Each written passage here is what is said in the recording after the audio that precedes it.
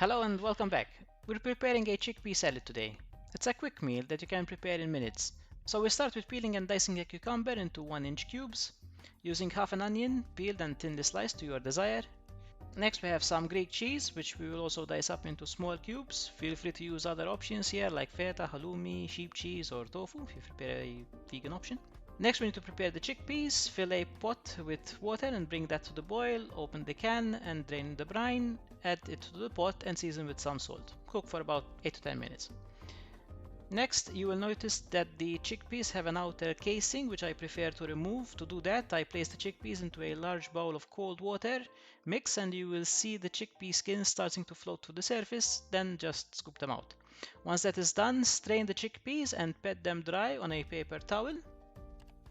And we can start assembling our salad, adding our diced cucumbers, the Greek cheese, some sliced black Calamatta olives, sweet corn, the sliced onions, and the chickpeas.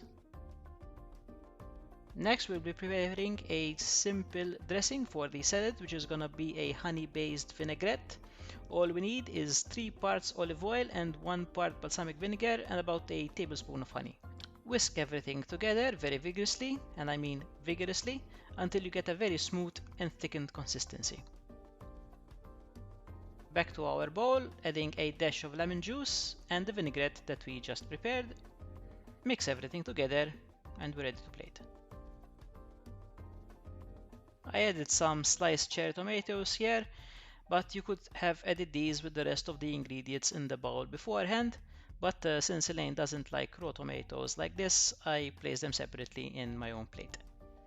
Finishing off with a drizzle of balsamic glaze, and that's it. Bon appetit! Let us know if you like this video in the comments, and don't forget to subscribe to our channel. See you in the next one, guys.